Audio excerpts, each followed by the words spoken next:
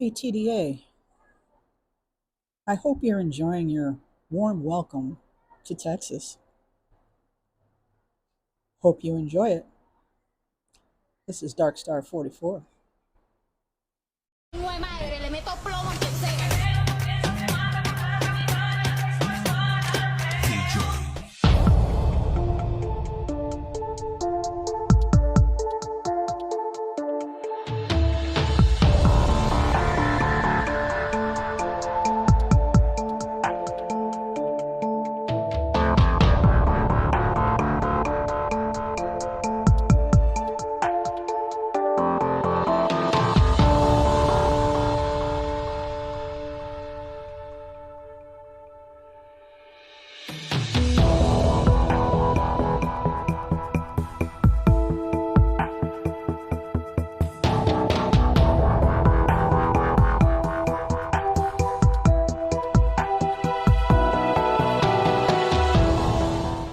Texas police are reporting a surge in gang violence by illegal immigrants across the state. Dallas police charged 4 illegals with robbing a woman at gunpoint during a home invasion. San Antonio police arrested 20 people on drugs and human trafficking charges at an apartment complex. And some are confirmed members of the brutal gang, the Venezuelan gang Tren de Aragua, TDA as they're known. Vice President Kamala Harris has flip-flopped on the White House's border policies, which allowed millions to come into this country illegally.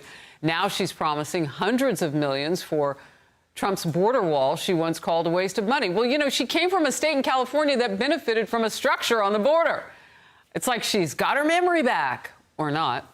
She wanted to decriminalize illegal crossings and has walked that back now. Her campaign has backed off her previous calls to eliminate Immigrations and Customs Enforcement, or ICE. Texas Congressman Pat Fallon. Kamala Harris wants the American people to forget it was the Biden-Harris administration, but she wants you to forget about the hyphen and the Harris. And we can't do that. And they only even discuss the border, David, when it's election season. So it'll be 4 more years and it'll get tremendously worse. Brooke Taylor is in Dallas with more on the gang crisis. Brooke.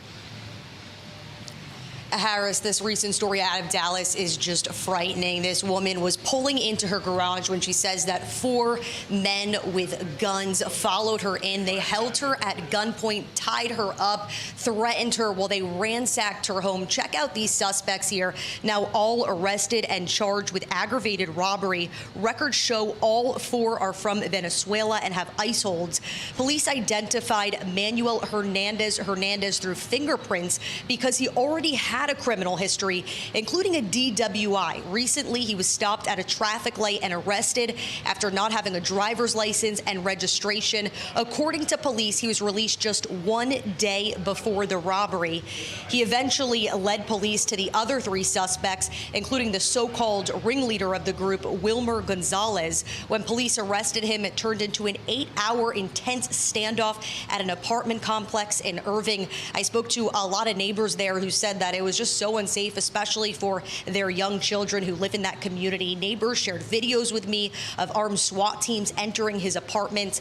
The 4 Venezuelan migrants are accused of following that woman into her upscale Briarwood neighborhood home in Dallas. Police say they tied her up, they hit her with a gun, threatened her, and stole thousands of dollars in jewelry and money. We welcome people who are not, who come here legally, but people who are not here illegal or are not coming in legally, we have to wonder about why they were able to get here in the first place and this far north. To me, it is the most important issue, perhaps even ahead of the economy. And the issue not just here, but in San Antonio, a police raid involving multiple agencies ended up with the arrest of 16 people who have ICE holds and 4 confirmed TDA members. Harris. Brooke, thank you very much. I want to bring in Republican Congressman Chip Roy from the great state of Texas now. You are up against it with these gangs. How do you fight this? Well, Harris, thanks for having me on, and thanks for shining the light on this important issue, because it's really important for the people of our country and the migrants who are being abused at the hands of the Biden-Harris administration. My friend Pat Fallon is right. That hyphen exists. Kamala Harris is a part of this administration. She was dubbed the border czar. What we have in Texas right now are people getting hurt. You just went through the story in Irving. You alluded to the story in San Antonio this weekend. There were 20 people arrested in an apartment complex with a joint operation of law enforcement, local law enforcement, and ICE and Border Patrol. And 4 of those members were tied to the Tren de Aragua gang, TDA, from Venezuela. You have a situation in El Paso, right, where we just had stories coming out where you have migrants who were being forcibly put into effectively forced rape, prostitution rings, to pay off the debts for people coming into our country, again, affiliated with TDA. You might remember about a month ago, I flew to Colorado. I went and visited at the site where the apartment complex was in fact taken over by TDA. Now, what's the consistent thread here? This is all a direct result of Kamala Harris, Joe Biden, and Mayorkas's policies. They have been releasing Venezuelans under a program that you're well acquainted with, that Bill Melugin has been reporting about, right? Where they release Venezuelans, they release Cubans, they release Haitians, they release Nicaraguans, and they released 117,000 Venezuelans. We now know tens of thousands of them are criminals with backgrounds that show crime, murder. Now, here's the real exclamation point. You know Jocelyn Nungare, that beautiful 12-year-old girl who was murdered in Houston, Texas. She was murdered by somebody that we can now confirm, 2 individuals, one of whom are confirmed to have been a part of TDA. Her mom, Alexis, is a beautiful 27-year-old woman. And Colin Allred comes on and attacks Ted Cruz for politicizing this because Alexis joined Ted and President Trump to speak out about it. Shame on Colin.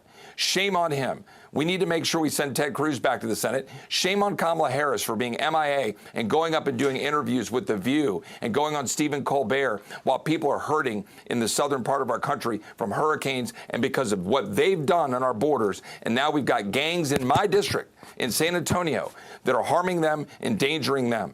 We've got to fight back on November 5th and generally to take our state and our country back. Real quickly, why can't we just deport TDA? Why hasn't that happened?